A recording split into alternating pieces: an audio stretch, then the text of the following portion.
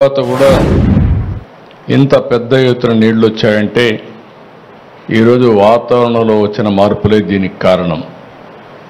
ఒక్క కృష్ణా జిల్లాలో దగ్గర 2 రోజుల్లో కోడూరు అనే మండలంలో 50 సెంటీమీటర్లు వర్షపాతం పడింది. అంటే సంవత్సరంలో ఎంత వర్షం పడుతుందో అంత వర్షం 2 రోజుల్లో పడింది.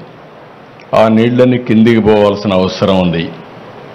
అదే సమయంలో గడచిన ప్రభుత్వం చేసిన తప్పిదాల వల్ల చాలా దుర్మార్గంగా ప్రవర్తించారు. బుడమేరుకు గండ్లు పడితే ఆ గండ్లు కూడా పోడ్చలేని పరిస్థితి. ఆరో తెలుగుదేశం ప్రభుత్వం దగ్గర 57 కోట్ల రూపాయలు శాంక్షన్ చేసి ఆధునీకరణ కింద బుడమేరులో పనులు చేయాలని ఆ రోజు శాంక్షన్ చేస్తే రాజకీయ కారణాలతో దాన్ని క్యాన్సిల్ చేసే పరిస్థితికి వచ్చారు. అది క్యాన్సిల్ చేసి కనీసం వీళ్ళ తెలివితేటలుంటే వాళ్ళు సొంతంగానే పనిచేయాలి. ఆ పని కూడా చేయలేదు. దీనికి అదనంగా బుడమేరు మొత్తం ఆక్రమణకు గురి చేశారు. ఎవడికి దొరికింది వాడు అమ్ముకునే పరిస్థితికి వచ్చారు. తప్పుడు రిజిస్ట్రేషన్లు చేశారు, బిల్డింగ్లు కట్టారు. ఎక్కడికక్కడ నీళ్లు పోవలసిన బుడమేరుని ఇష్టానుసారంగా అక్రమ కట్టడాలకు నాంది పలికే పరిస్థితి వచ్చారు. ఒక పక్క ప్రకృతి ఓసారి మన పట్ల చిన్న చూపు చూసినప్పుడు ఇలాంటి వరదలు వస్తూ ఉంటాయి. అదే సమయంలో మనం కూడా కొన్ని వాతావరణంలో పెనుమార్పులు వచ్చే విధంగా మనం కూడా చేశాం. కాబట్టి ఇప్పుడు చూస్తూ ఉంటే ఎక్కడ చూసినా క్లౌడ్ బరస్టింగ్, అంటే ఆకాశంలో ఉండే మేఘాలు ఒకేసారి వర్షంగా మారిపోయి ఒకే ప్రాంతంలో కుంభవృష్టి వర్షం వచ్చే పరిస్థితి వస్తూ ఉంది. ఇవన్నీ వచ్చి మళ్ళా మనుషులు చేసే తప్పులు ఇప్పుడు ఇక్కడ చూసాం. ఎక్కడ చూసినా ఒక డ్రైన్ కూడా తవ్విన పాపాన పోలేదు, ఒక కాలువ తవ్విన పాపాన పోలేదు. ఇంకో పక్క ఎక్కడ చూసినా తప్పుడు బిల్లులు వేసుకొని తినేసే పరిస్థితికి వచ్చారు.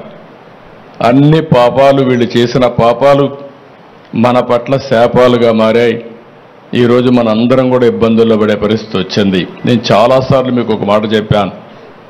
5 సంవత్సరాల పరిపాలన ఒక దుర్మార్గమైన పరిపాలన. ఆ పరిపాలన యొక్క ఫలితాలు మీరు చూస్తే వ్యవస్థలో మొత్తం భ్రష్టు పట్టాయి. పనిచేసే వ్యక్తులు పనిచేయలేని పరిస్థితికి వచ్చారు. కడాన ఇవన్నిటి వల్ల ఇలాంటి విపత్తు వచ్చినప్పుడు నష్టపోయేది ప్రజలే నష్టపోయారు. అందుకని నాకు 10 రోజులు పట్టింది. మొదటి 2 రోజులు నేను అధికార యంత్రాంగాన్ని ముందుకు పోమన్నా పోయే పరిస్థితిలో కూడా లేరు. అక్కడి నుంచి నేను అక్కడే ఉండి కడాన మీరు ఒకసారి చూస్తే బుడమేరులో దగ్గర 5 రోజులు రామానాయుడు అక్కడే ఉండి గండ్లు పూడ్చే పరిస్థితి వచ్చారు. ఆ గండ్లు పూడ్చారు కాబట్టి విజయవాడకు వచ్చే నీళ్లు ఆగే పరిస్థితి వచ్చింది. 2 మార్గాలు. ఒకటి, సిటీలో ఉండే నీరు బయట పంపించాలి, పైన వచ్చే నీరు ఆపాలి. పైన నీరు ఆపాలంటే గండ్లన్నీ పూడ్చాలి. గండ్లు పూడ్చాలంటే వాతావరణం సహకరించలేదు, వర్షాలు పడ్డాయి. ఆ గట్టంతా కూడా ఎక్కడికక్కడ దిగబడే పరిస్థితి ఉంది. దాంట్లో మళ్ళా ఒక లారీయో ఒక ట్రాక్టరో తీసుకపోతే, లేకుంటే ఒక ప్రొక్లైన్ తీసుకపోతే అది కూడా కూరకపోయే పరిస్థితి వచ్చింది. అయినా ఎక్కడికక్కడ మళ్ళీ దాన్ని లాక్కుంటూ మళ్ళీ పెద్ద బోల్డర్లు తీసుకొచ్చి ఓసారి ప్రవాహానికి అడ్డుగా కట్టాలంటే మట్టేస్తే కొట్టుకొని పోతుంది, ఇసుకేస్తే కొట్టుకొని పోతుంది. అలాంటప్పుడు దగ్గర 100 టన్నులు ఒక రాళ్లు తీసుకొచ్చి పెద్ద బోల్డర్స్ తీసుకొచ్చి అక్కడ వేస్తే దానిపైన మళ్ళా మట్టేసి కన్సాలిడేట్ చేసి ఒక విధంగా చెప్పాలంటే ఒక యుద్ధమే చేశాం. అక్కడ కడాన ఆర్మీ వాళ్ళు చెప్పారు, మా వల్ల కూడా కావలేదు, మేము చాలా టెక్నాలజీ చూసాం కానీ ఇలాంటి టెక్నాలజీ మా దగ్గర లేదని వాళ్ళ చేతులు ఎత్తేస్తే కాదని మన వాళ్ళు నిరూపించారు. దానికి మనస్ఫూర్తిగా ఇరిగేషన్ డిపార్ట్మెంట్ని, రామానాయుడు కూడా అభినందిస్తున్నా. అది జరిగిన తర్వాత మీరు చూస్తే ఏ మాత్రం సిగ్గుపడకుండా ఒక రాజకీయ పార్టీ ఇంకా కూడా మాట్లాడే పరిస్థితికి వచ్చారు. ఇంకో పక్కన మీరు చూశారు ఒక్కొక్క బోటు 50 టన్నుల వెయిట్ ఉండే బోట్ని, అది కూడా ఏదైతే ఎవరైనా బోట్ ఉంటే ఆ బోట్ని జాగ్రత్తగా పెట్టుకుంటాం. అలాంటిది 3 బోట్లు ఒకటిగా కట్టి 11,40,000 క్యూసెక్స్ ఆఫ్ వాటర్ నదిలో వస్తూ ఉంటే అప్పుడు ఈ వదిలిపెట్టారు. ఇప్పుడు మాట్లాడుతున్నారు ఎట్టొచ్చాయో తెలియదని. ఈ 4 వచ్చి కౌంటర్ వెయిట్ అని కాలంకు మధ్య సపోర్టింగ్ కడతాం. అది కూడా 15 టన్నుల వెయిట్ ఉండే కౌంటర్ వెయిట్ నుంచి గుద్దాయి. ఆ హైట్కి వచ్చి గుద్దితే ఆ కౌంటర్ వెయిట్ 2గా విరిగిపోయే పరిస్థితికి వచ్చాయి 3 కాలమ్స్లో. అంటే మీరు ఊహించుకోవాలి, అదే కానీ కాలమును కానీ గుద్దుంటే ఈరోజు ప్రకాశం బ్యారేజీ మనం చూసేవాళ్ళం కాదు. అది కొట్టుకొని పోతే లంక గ్రామాలు ఏమవుతాయి, ఈ ప్రాంతం అంతా ఏమవుతుంది? కనీసం అలాంటి బాధ్యత లేకుండా చేసి ఆ రోజు ఇదే చేశారు. బాబాయిని చంపేసి గుండెపోటుగా చిత్రీకరించిన వాళ్ళు ఇప్పుడు బోట్లు వదిలిపెట్టి మాకు తెలియదనే పరిస్థితికి వచ్చారు. కనీసం ఓనర్స్ అనేవాళ్ళు ఆ బోట్లు క్లెయిమ్ చేయలేదు, వచ్చి కొట్టాయి. 3 రోజులు మనం మన పనుల్లో ఉన్నాం. చూసేదానికి వైఎస్ఆర్ కాంగ్రెస్ పార్టీ కలర్స్ ఉన్నాయి. అయితే ఒక్కడు కూడా మాట్లాడకపోతే ఆ నెంబర్లు తీసుకొని వెరిఫై చేస్తే వీళ్ళంతా కూడా వైఎస్ఆర్ కాంగ్రెస్ పార్టీ ఫాలోయర్స్. అదే మరిగా ఇదే బోట్లు ఈ దొంగ ఇసుక వ్యాపారాన్ని చేయడానికి వినియోగించిన బోట్లు ఇవన్నీ. అంటే మనం గుర్తుపెట్టుకోవాలి, నేరాలు ఘోరాలు చేసే దుర్మార్గులు ప్రజా జీవితంలో ఉండి ప్రజల జీవితాలను అతలాకుతలం చేసే పరిస్థితికి వస్తున్నారు. నేను ఒక పక్క వరదలు వచ్చాయి, వరదల్ని ఏ విధంగా ఆదుకోవాలి, అక్కడికి పోతే భయంకరమైన పరిస్థితులు. 1 రోజు కాదు, 2 రోజులు కాదు, 3 రోజులు కాదు, వరద తగ్గడం లేదు. ఏం చేయాలో తెలియని పరిస్థితి. కనీసం మంచినీళ్ళు ఇవ్వలేకపోతున్నాం, తిండి అందించలేకపోతున్నాం. బోట్లు పంపిస్తే ఎన్డీఆర్ఎఫ్ లాంటి సంస్థ ముందుకు సాగలేక ఆ వెలాసిటీ, ఆ ఫోర్స్ వల్ల వెనక్కొచ్చే పరిస్థితి వస్తామని మేము కూడా కొట్టుకొని పోతామని హెలికాప్టర్లు పెట్టాం. హెలికాప్టర్లో ఫుడ్ తీసుకుపోయిస్తే కొంత వేస్ట్ అవుతా ఉంది, కొంతవరకే చేరుతా ఉంది. డ్రోన్స్ పెట్టాం, ఎందుకంటే వీళ్ళంతా ఫుడ్ తీసుకపోతే వీళ్ళు కూడా దిగలేక కొట్టుకొని పోతామని భయంతో ఇసిరేయడం మొదలుపెట్టారు. దానివల్ల కూడా ఇబ్బందులు వచ్చాయి. అప్పుడు డ్రోన్లు పెట్టి ఇక్కడి నుంచి నేరుగా బిల్డింగ్ పైకి పంపించే పరిస్థితికి వచ్చాం. ఇన్ని అవస్థలు పడితే ఏదైతే వైఎస్ఆర్ కాంగ్రెస్ పార్టీ ఒక పేపర్ పెట్టుకొని విషం జిమ్ముతున్నారు అంటే ఓడిపోయారు కాబట్టి, ప్రజలు ఓడిచ్చారు కాబట్టి ఈ ప్రజలపైన ద్వేషం పెంచుకొని ఏదో ఒక విధంగా నష్టం చేయాలని ఆలోచించే పార్టీలు ఏమనాలి నాకైతే అర్థం కావడం లేదు. ఇలాంటి పార్టీలు రాష్ట్రంలో ఉండడమే మన దురదృష్టం అని చెప్పి కూడా నేను మీకు తెలియజేస్తాను. భారతదేశ చరిత్రలో ఎక్కడా ఇలాంటి పార్టీ ఉండదు. నేరస్తులు రాజకీయాల్లోకి వస్తే, నేరస్తులు రాజకీయ ముసుగులో ఇలాంటి నేరాలు ఘోరాలు చేసి ప్రజా జీవితాన్ని అతలాకుతలం చేసినప్పుడు ప్రజలందరూ అర్థం చేసుకోవాల్సిన అవసరం ఉంది. అదే కానీ నేరస్తులు రాజకీయ ముసుగు లేకపోతే నాకు 2 నిమిషాలు పట్టకొచ్చి తాట తీసి ఎక్కడ పెట్టాలనో అక్కడ పెట్టేవాడిని అని చెప్పి కూడా నేను మీకు తెలియజేస్తున్నా. నేను చాలా సంక్షోభాలు చూశాను. నాకు ఇవన్నీ ఒక లెక్క కాదు. నా పీరియడ్లో ఎవడో రౌడీ అనేవాడు ఎవడో రోడ్డు మీదకి వచ్చేవాడు కాదు. ఒకే మాట చెప్పాను, ఎవరైనా రౌడీ అనేవాడు రోడ్డు మీదకి వచ్చేదానికి వీలు లేదు, ఈ రాష్ట్రంలో ఉండడానికి వీలు లేదని చెప్పి నిర్మోహమాటంగా యాక్ట్ చేసి రౌడీయిజాన్ని, అంత మునుపంత గల్లీకి ఒక లీడర్ ఉండేవాడు, అటు తెలంగాణలో కానీ ఇటు ఆంధ్రప్రదేశ్లో కానీ. ఆ 9 సంవత్సరాలు రౌడీలు లేకుండా చేశాను. రాయలసీమ మొత్తం ముఠాలు ఒకరినొకరు కొట్టుకోరు చనిపోయేవాళ్ళు, కక్షలు పెంచుకునేవాళ్ళు, తరతరాలుగా ఆ కక్షలు కొనసాగేటివి. ఒకే మాట చెప్పాను, మా పార్టీ మీ పార్టీ అని లేదు, ఎవరైనా ఒకటే, ముఠా నాయకుడిగానే చూస్తారని ముఠాలు అణిచివేశాను. ఈరోజు రాయలసీమలో ముఠాలు లేవు. కమ్యూనల్ వైలెన్స్, మత విద్వేషాలు రెచ్చగొట్టే ఎవరైనా సరే వాళ్ళ మీద ఒక మాటలో చెప్పాలంటే కఠినంగా వ్యవహరిస్తానని వ్యవహరించా. కడాన తీవ్రవాదుల సమస్య కూడా నేను ఆ రోజు చెప్పాను. ఇది రాజకీయ, ఆర్థిక, సామాజిక సమస్య. ఇక్కడ ఈ రాష్ట్రంలో అభివృద్ధి కావాలంటే, ఇలాంటి సమస్య ఉండడానికి వీల్లేదంటే కడాన నా మీద కక్ష కట్టి మీకు అందరికీ తెలుసు, తిరుపతి వెంకటేశ్వర స్వామి బ్రహ్మోత్సవాల సమయంలో బాంబులతో నాపైన దాడి చేసిన, ప్రజలకు న్యాయం జరగాలి, మీకు లా అండ్ ఆర్డర్ ఉండాలి, శాంతి భద్రతలు ఉండాలనే ఉద్దేశంతో నా ప్రాణాన్ని కూడా లెక్క పెట్టుకోకుండా ముందుకు పోయిన విషయం మీరందరూ గుర్తుపెట్టుకోవాల్సిన అవసరం ఉంది. ఇప్పుడు నాకు ఒక పెను సవాలుగా తయారైంది. మాట్లాడితే రాజకీయాలు మాట్లాడతారు. ఒక రాజకీయ పార్టీ ఆఫీసు పైన దాడి చేస్తారు. దాడి చేస్తే వాళ్ళని అరెస్ట్ చేస్తే దానిపైన కూడా నిరసన తెలియజేస్తారు. అంటే రాజకీయ పార్టీ అనేది ప్రజలకు ఒక దేవాలయంగా పనిచేసే పార్టీ ఆఫీసులు ఇవి. ఒక చిన్న party office, communist party office ఉన్నా ఎక్కడా ఎవరూ దాడి చేయలేదు. నా జీవితంలో నేను చాలాసార్లు చూశాను.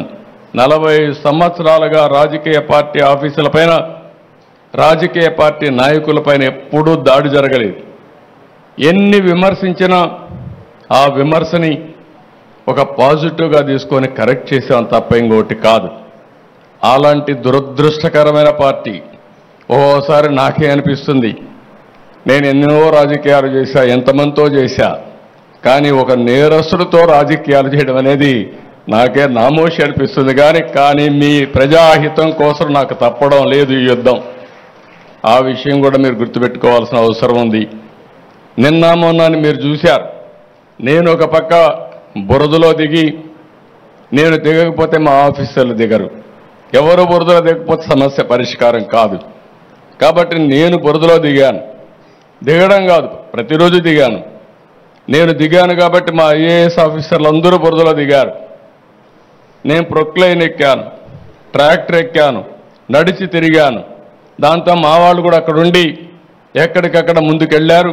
మా కలెక్టర్లు కానీ, మా ఆఫీసర్లు కానీ మొట్టమొదటిసారి నేను చూసా. ప్రజలందరూ కూడా శభాష్ అనే విధంగా ఈరోజు అడ్మినిస్ట్రేషన్ ఇవ్వగలిగారు. ఇదొక పెను మార్పు. మొన్నటి వరకు యథా రాజా తదా ప్రజ. వరదలు వస్తే 5 ఏళ్లలో ఎప్పుడన్నా మిమ్మల్ని చూశారా అని నేను మిమ్మల్ని అడుగుతున్నా. ఎప్పుడన్నా వచ్చారా అని అడుగుతున్న ప్రజలు, ఇది పాలకులు ఎప్పుడూ వచ్చిన వాళ్ళు కాదు. మేము వచ్చి విమర్శించినా పట్టించుకునే వాళ్ళు కాదు. కడాన నా దెబ్బకు ఎప్పుడు కూడా పరదాలు కట్టుకొని తిరిగిన వ్యక్తి బురదలోకి వచ్చే పరిస్థితికి వచ్చాడు. కనీసం ఆపరణ చేశాడు. ఒకరోజు తిరిగాడు, మళ్ళా పారిపోయాడు. అంటే వీళ్ళు రాజకీయాలు మాట్లాడుతున్నారు. ప్రజాసేవ కోసం వచ్చిన వ్యక్తులు, ఏ వ్యక్తి అయినా సరే ఒక పద్ధతి ఉంటుంది, ఒక ప్రొసీజర్ ఉంటుంది. ప్రజలు కష్టాల్లో ఉన్నప్పుడు అండగా ఉండి వాళ్ళ ప్రాణాలు కాపాడడం కానీ, వాళ్ళ ఆస్తులకు నష్టం జరగకుండా చేయడం కానీ, ఒకవేళ నష్టం జరిగితే నష్టపరిహారం ఇవ్వడం కానీ, ఇవి నిరంతరం చేయాల్సిన అవసరం ఉంది. నేను తిత్లీ తుఫాన్ వచ్చింది, ఎకరా వరి పంటకు 20,000 ఇచ్చాను. వీళ్ళు పాలనకు వచ్చిన తర్వాత ఖర్చులు పెరిగాయి తప్ప ఖర్చులు తగ్గలేదు. అలాంటిది ఎకరాకు ఇచ్చే డబ్బులు 16,000 చేసే పరిస్థితికి వచ్చారు. మళ్ళీ నిన్న మొన్న దిగిపోయేటప్పుడు 1,000 రూపాయలు పెంచారు. నేను ఒకటే ఆలోచించాను, వరి పంట వేసిన రైతులు దగ్గర 70 రోజులు 80 రోజుల తర్వాత పంట పోతే, చేతికొచ్చే సమయంలో పంట పోతే అప్పులు మిగులుతున్నాయి. అందుకే మళ్ళీ ఆలోచించాను, ఇది కరెక్ట్ కాదనే ఉద్దేశంతో 17,000 రూపాయలని 25,000 రూపాయలు హెక్టార్కి ఇస్తాను, ఎకరాకు 10,000 రూపాయలు ఇవ్వడానికి నిర్ణయం చేశాం. ఇది కూడా తక్కువే. నా దగ్గర డబ్బులు లేవు, ఖాళీ ఖజానా. రోజు వారిగా ఏం చేయాలని అర్థం కాని పరిస్థితి, మొత్తం ఏది పనిచేయలేని పరిస్థితి. మీరు చూస్తే అభివృద్ధి ఆగిపోయింది, ఆదాయం పడిపోయింది. అప్పులోళ్ళు ఎవ్రీడే తిరుగుతున్నారు. 1,00,000 కోట్ల రూపాయలు అప్పు ఇవ్వాలి. 10 లక్షల కోట్ల రూపాయలకి వడ్డీ అసలు కట్టాలి. అంటే మనం సంపాదించే సంపాదన వడ్డీకి కూడా చాలని పరిస్థితి తీసుకొచ్చేశారు. ఒక పక్క దీన్ని రీషెడ్యూల్ చేసుకుని కానీ ఒక్క మంచి పని చేశారు మీరంతా మొన్న. అందరూ కలిసి ఇలాంటి వ్యవస్థ మాకొద్దు, అందుకే ఎన్డీఏ ప్రభుత్వానికి 3 పార్టీలకి బ్రహ్మరథం పట్టారు, అన్ని సీట్లు గెలిపించారు. 93% స్ట్రైకింగ్ రేట్ అంటే నిలబడిన అభ్యర్థులు 93% గెలిపించారు. 11 సీట్లే ఎమ్మెల్యేలుగా వాళ్ళకి ఇచ్చే పరిస్థితికి వచ్చారు. దీనివల్ల ఒక ఆక్సిజన్ ఇచ్చినట్టు అయింది. వెంటిలేటర్ పైన ఉండే రాష్ట్రానికి ఒక ఆక్సిజన్ మీరే ఇచ్చారు. 2019లో మీరే నిర్ణయం చేశారు, దానివల్ల ఈ ఇబ్బందులు తెచ్చుకున్నాం. కానీ 2024లో మీరిచ్చినటువంటి 21 మంది ఎంపీలు ఢిల్లీలో కూడా ఉపయోగపడ్డాయి. ఈరోజు కేంద్రం కూడా మనకు సహాయం చేసే పరిస్థితికి వచ్చారు. ఎందుకంటే బాధ్యత, మనం అందరం కూడా ఎన్డీఏలో భాగస్వాములం కాబట్టి, ఒక పార్టీ పెట్టి ఇక్కడ అందరం కలిసి పనిచేశాం కాబట్టి ఒక బాధ్యత కేంద్రం కూడా తీసుకునింది, అందరం కలిసి పనిచేస్తున్నాం. కానీ ఈరోజు మీరు చూసినప్పుడు, ఇక్కడికి వచ్చినప్పుడు నేను ఎందుకు ఈ విషయాలు మీకు చెప్తున్నానంటే, నేను ఎప్పుడూ రాజకీయాలు మాట్లాడేవాడిని కాదు. ఇది రాజకీయ పరిపాలన, పొలిటికల్ గవర్నెన్స్. మీరేసింది ఓట్లు ఎన్డీఏ గవర్నమెంట్కి వేశారు. ఎన్డీఏ నన్ను ముఖ్యమంత్రిగా ఎన్నుకున్నారు, ఎమ్మెల్యేలందరూ కలిసి ఎన్నుకున్నప్పుడు మేము ఏదైతే మీకు హామీ ఇచ్చామో ఆ హామీలు నెరవేర్చి మీ జీవితాలకు మళ్ళీ వెలుగు తీసుకొచ్చే బాధ్యత మేము తీసుకోవాల్సిన అవసరం ఉందని చెప్పి కూడా నేను మీకు తెలియజేస్తున్నా. అందుకని నేను ఈరోజు వచ్చినప్పుడు ఎప్పుడు కూడా, ఈరోజు 2 జిల్లాలు 3 జిల్లాలు అయింది పశ్చిమ గోదావరి జిల్లా.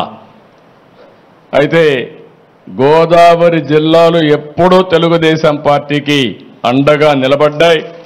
ఈసారి ఎన్డీఏ కూడా అదే విధంగా అండగా నిలబడి మీరు సహకరించారు.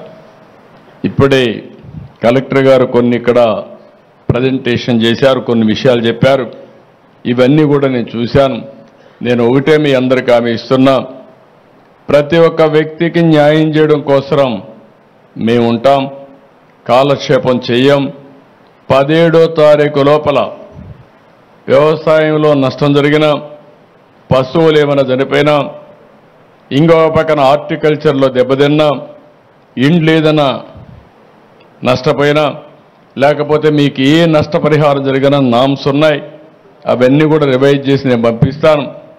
వరికి మాత్రం 10,000 రూపాయలు ఎకరాకి ఇవ్వడం ఈరోజు ఇక్కడికి వచ్చాక నిర్ణయం చేసుకున్నాను.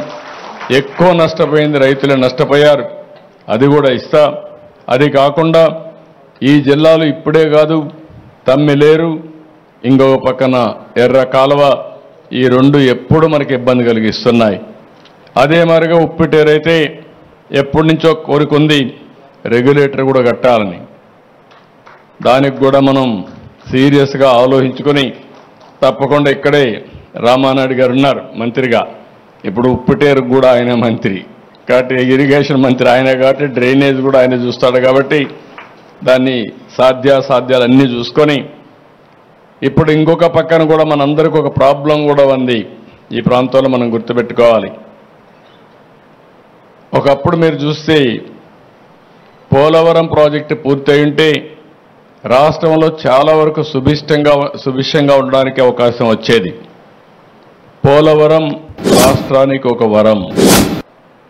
పోలవరం పూర్తయి నదులు అనుసంధానం చేస్తే ఈ రాష్ట్రంలో కరువు అనే మాట ఉండదు.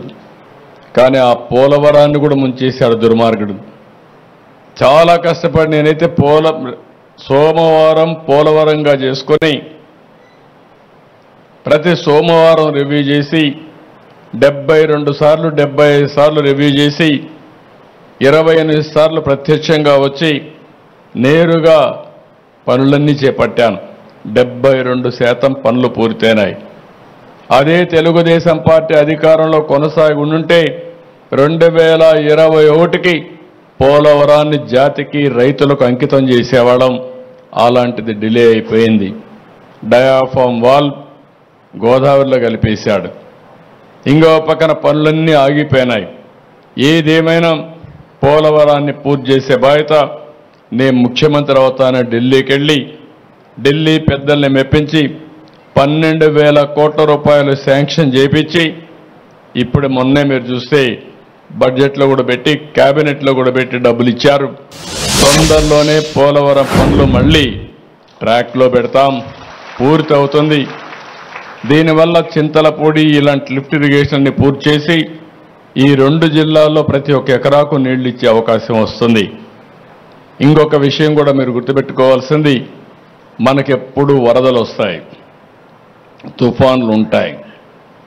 కానీ ఇలాంటి తుఫాన్లు వచ్చినప్పుడు, వరదలు వచ్చినప్పుడు జాగ్రత్తగా ఉండడం మనందరి బాధ్యత. డ్రైన్స్ అన్నీ ప్రాపర్గా ఉండాలి. ఎక్కడ వర్షం పడినా దాన్ని పర్యవేక్షించే వ్యవస్థ సక్రమంగా ఉండాలి. ఇప్పుడు డ్రోన్స్ వచ్చాయి. ఇప్పుడే ఒక చిన్న ఎగ్జాంపుల్ చూపించారు. ఎవరైనా వాటర్లో చిక్కుంటే ఒకప్పుడు నేరుగా హెలికాప్టర్ పంపించి తెప్పించేవాళ్ళం, తీసుకొచ్చేవాళ్ళం, వాళ్ళని రక్షించేవాళ్ళం. ఈరోజు డ్రోన్ పంపిస్తే వాళ్ళు ఈజీగా బయట వచ్చే పరిస్థితి కూడా వస్తూ ఉంది. టెక్నాలజీలో పెను మార్పులు వచ్చాయి. ఆ మార్పులు కూడా ఉపయోగించుకుంటాం. ఇంకొక పక్కన మీరు ఒకసారి చూస్తే ఏదైతే ఈరోజు వరదలనంతా కూడా మ్యాపింగ్ చేయడం, ఎక్కడి నుంచి వరదలు వచ్చినా కొన్ని స్టాండర్డ్స్ ఉంటాయి. ఈరోజు భద్రాచలం నుంచి రాజమండ్రికి నీళ్లు రావాలంటే ఇన్ని గంటలు ప్రవహిస్తే తప్ప రావు. అలాంటి వచ్చినప్పుడు తగిన జాగ్రత్తలు ఏం తీసుకోవాలో అవన్నీ కూడా తీసుకుని, ఎక్కడ కూడా వరదలు వచ్చినప్పుడు జాగ్రత్తలు ఏం తీసుకోవాలో అవన్నీ కూడా చేయాల్సిన అవసరం ఉంది. నేను నిన్నే చూశాను, రఘురామకృష్ణరాజు గారు ఎమ్మెల్యే అయిన తర్వాత బ్రహ్మాండంగా డ్రైన్స్ అన్ని కూడా ప్రజలందరినీ చైతన్యపరిచి వాళ్ళ దగ్గర ఫండ్స్ కూడా మొబిలైజ్ చేసి బ్రహ్మాండంగా చేశాడు. ఇది ప్రజా చైతన్యానికి మారు పేరు. ఒకప్పుడు రైతు సంఘాలను పెట్టాం, సాగునీటి సంఘాలను పెట్టి కాలువలను కానీ మురికి కాలువలు కానీ అక్కడ రిపేర్లు చేసే బాధ్యత వాళ్ళకే అప్పచెప్తే కడాన అవి కూడా తీసేసే పరిస్థితికి వచ్చారు. మళ్ళీ ఈ నెలలోనే ఎన్నికలు పెట్టాలనుకున్నాం, కానీ ఈ వరదల వల్ల కొంచెం డిలే అయింది. మళ్ళా సాగునీటి సంఘాలు వస్తాయి. అన్ని విధాల మిమ్మల్ని ఆదుకోవడానికి ఏం చేయాలన్న అవన్నీ చేస్తాం. ఇప్పుడే కైకులూరు ఎమ్మెల్యే కూడా చెప్పినప్పుడు ఒక మాట అన్నారు, ఏదైతే ఉప్పిటేరు పైన ఒక రైల్వే బ్రిడ్జి కడితే ఇప్పుడే మనం చూసాం, అది బ్రిడ్జి కట్టేది పైన కట్టాలి. బ్రిటిష్ వాళ్ళు చాలా తెలివిగా కట్టేవాళ్ళు. హైట్లో కట్టి ఎంత నీరు వచ్చినా పోకుండా కిందికి వెళ్ళిపోయే సుజావుగా, ఎంత వరద వచ్చినా కూడా. ఇప్పుడు ఆ బ్రిడ్జ్ చూస్తే అది బ్రిడ్జి కాదు, నీళ్లు నిలిపే ఆయకట్టు మారుగా, ఆనకట్ట మారుగా ఉంది. అది నీళ్లు ఎంతవరకు ఉన్నాయో అంతవరకు కట్టేశారు. అడ్డంకులు బోల్డని అడ్డంకులు పెట్టే పరిస్థితి వచ్చారు. ఇప్పుడైతే ఆ రైల్వే బ్రిడ్జి కట్టారు, కానీ ఏం చేయాలనో వాళ్ళతో మాట్లాడతాం, ఇరిగేషన్తో కూడా మాట్లాడి ఏం చేయాలనో చేస్తామని చెప్పి కూడా నేను మీకు తెలియజేస్తున్నా. ఇక్కడికి వచ్చినప్పుడు ఏదైతే ఇదే టౌన్లో ఒక చిన్న విషయం ఇప్పుడు చెప్పారు, శనివారిపేటలో ఏలూరు టౌన్లో 15 కోట్లతో ఒక బ్రిడ్జి కడితే దానివల్ల చాలా వరకు ఉపయోగపడుతుందని ఇప్పుడే ఎమ్మెల్యే గారు రిప్రజెంట్ చేశాడు. నేనే చూశాను. అక్కడ తమ్మిలేరు పైన శనివారిపేటలో ఈ కాజువే కావాలని చెప్పి అడిగారు. తప్పకుండా వర్క్ శాంక్షన్ చేస్తున్నాం. ఇమీడియట్గా పని కూడా ప్రారంభించమని కలెక్టర్ గారికి ఆదేశాలు ఇస్తున్నా. అది కూడా చేస్తామని చెప్పి కూడా నేను మీకు తెలియజేస్తున్నాను. బ్రిడ్జ్ కానీ కనెక్టింగ్ రోడ్స్ కానీ అవన్నీ చేస్తాం. ఇప్పుడే ఒక రైతు పెదపాడులో లోయర్ డ్రైన్ ఒకటి రిపేర్ చేస్తే 200 ఎకరాలు ముంపుకు గురైంది. ఇలాంటివన్నీ పోతాయన్నారు. తప్పకుండా అది చేయమంటాను. అదే కాదు, పూర్తిగా డ్రైన్స్ అన్ని రిపేర్ చేయించి ఎక్కడా పొలాల్లోకి నీళ్లు రాకుండా కాలువలన్నీ కూడా సక్రమంగా రిపేర్లు చేయించి మళ్ళీ చివరి భూములకు నీళ్లు అందే విధంగా ఏమేం చేయాలన్నా అవన్నీ చేద్దాం. నేను మిమ్మల్ని అందరినీ ఒకటే కోరుతున్నాను, ఇంకా 2 మీటింగ్స్ ఉన్నాయి కాబట్టి అక్కడ కూడా వెళ్ళాలి. ఏదేమైనా మీ కష్టాలన్నీ చూశాను. ప్రతి ఒక్కరికి న్యాయం చేసే బాధ్యత ఈ ప్రభుత్వం తీసుకుంటామని మరొక్కసారి మీ అందరికీ హామీ ఇస్తున్నా. ఎక్కడికక్కడ ఎన్యూమరేషన్ పూర్తి చేశాం. అదే సమయంలో అవన్నీ కూడా ట్రాన్స్పరెంట్గా జవాబుదారీతనంతో ప్రతి ఒక్క రిక్వెస్ట్ని ప్రతి ఒక్క నష్టాన్ని పూర్తిగా మిమ్మల్ని ఆదుకునే విధంగా ఏమేం చేయాలని అవన్నీ చేస్తాం. నేను ఎప్పుడు కూడా పరిపాలనలో మీరు ఒకటే గుర్తుపెట్టుకోవాలి, రాజకీయాలకు అతీతంగా పరిపాలన చేస్తాం. అదే సమయంలో రాజకీయ పరిపాలన ఉంటుంది. ఈరోజు ఒక ముఖ్యమంత్రిగా నన్ను ఎవరు మాట్లాడినా తెలుగుదేశం పార్టీ అధ్యక్షుడిగా ముఖ్యమంత్రి అయ్యారని చెప్తారు తప్ప ఇంకోటి కాదు. ఈరోజు ఎన్డీఏ పరిపాలన ఒక సుపరిపాలన ఇవ్వాలనే కంకణంతో మేము ముందుకు పోతున్నాం. నేను కానీ మా మిత్రుడు పవన్ కళ్యాణ్ గారు కానీ బీజేపీ కానీ అందరం కలిసి సమిష్టిగా ఏం చేయాలో చేస్తామని చెప్పి కూడా నేను మీకు తెలియజేస్తున్నా. ఇంకొక పక్క 170 మంది కౌలు రైతులున్నారు. ఈరోజు పెట్టుబడి పెట్టింది కౌలు రైతు పెట్టాడు. కౌలు రైతు పెట్టుబడి పెట్టి రైతుకు కూడా డబ్బులు ఇచ్చి తద్వారా ముందుకు పోయే పరిస్థితిలో నష్టపరిహారం మళ్ళీ ఆయనకి ఇవ్వకపోతే చాలా అన్యాయంగా ఉంటుంది. మొన్నే మేము కేబినెట్లో అన్ని విషయాలు ఆలోచించాం. ఇప్పుడిచ్చే నష్టపరిహారం ఇన్పుట్ సబ్సిడీ నేరుగా కౌలు రైతుకే ఇమ్మని చెప్పి ఆదేశాలు ఇస్తున్నా. దానికి కూడా శ్రీకారం చుడతాం. అది కూడా చేస్తామని చెప్పి నేను మీకు తెలియజేసుకుంటూ మరొకసారి మీ అందరినీ ఒకసారి నేరుగా కలిసి ఒక భరోసా ఇవ్వడం, మళ్ళీ మీ అందరిలో ఒక చైతన్యం తీసుకురావడం, భవిష్యత్తులో కూడా వరదని కానీ తుఫాను కానీ సమర్థవంతంగా ఎదుర్కోవాలంటే ఏం చేయాలో అవన్నీ చేద్దాం. మిగిలిన కార్యక్రమాలు నేను ఎప్పటికప్పుడు ఏం చేయాలో మీ అందరితో మాట్లాడుతూనే ఉంటాను. నేను మిమ్మల్ని ఒకటే కోరుతున్నా, గెలిపించాం కాబట్టి మా పని అయిపోయిందని ఇంటికాడ కూర్చుంటే ఈ దుర్మార్గులతో పోరాడాలన్నా మాకు కూడా కొన్ని సమస్యలు ఉంటాయి. గెలిపించిన తర్వాత ఈ ప్రభుత్వాన్ని నడిపించే బాధ్యత కూడా మీదేనని మరొక్కసారి మీ అందరికీ విజ్ఞప్తి చేస్తున్నా. అనునిత్యం మీకోసం పనిచేస్తాం, రాత్రింబగుళ్ళో పనిచేస్తాం, మీ కష్టాలు తీరుస్తాం. మీ భవిష్యత్తులో ఒక మంచి జీవితాలు ఉండే విధంగా ఏం చేయాలనో చేసే విధంగా కూడా ముందుకు పోతాం. మేము చేసే పని మీకోసం చేస్తున్నాం. నేను అందుకే నిన్న కూడా చెప్పాను, ఆ రోజు ఈరోజు ఎప్పుడు నేను మీకోసమే పనిచేస్తున్నాను. నేను పనిచేసినప్పుడు మీరంతా కూడా ఎంతో అభిమానంతో మమ్మల్ని ఆదరించే పరిస్థితికి వచ్చారు. ఇప్పుడుండే మా వేదిక పైన ప్రతి ఒక్కరు కూడా మీరు చూశారు. నిన్న మా పార్థసారథి గారు అయితే నూజివీడు ఎమ్మెల్యేగా మంత్రిగా ఉండి అక్కడ పనిచేస్తూనే విజయవాడలో రాత్రింబగుళ్ళు వచ్చి కష్టపడ్డాడు.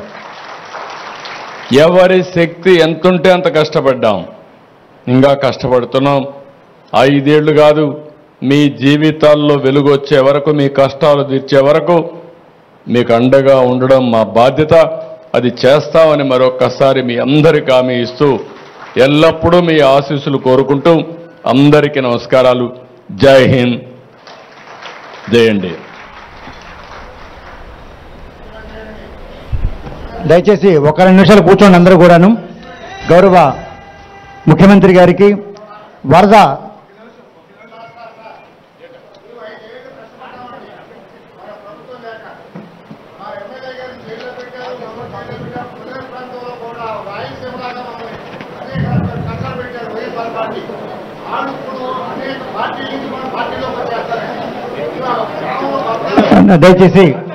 దయచేసి తర్వాత మాట్లాడదామండి. ఇప్పుడు మన సిఆర్రెడ్డి విద్యా సంస్థల తరపున అల్లూరి ఇంద్ర కుమార్ గారు,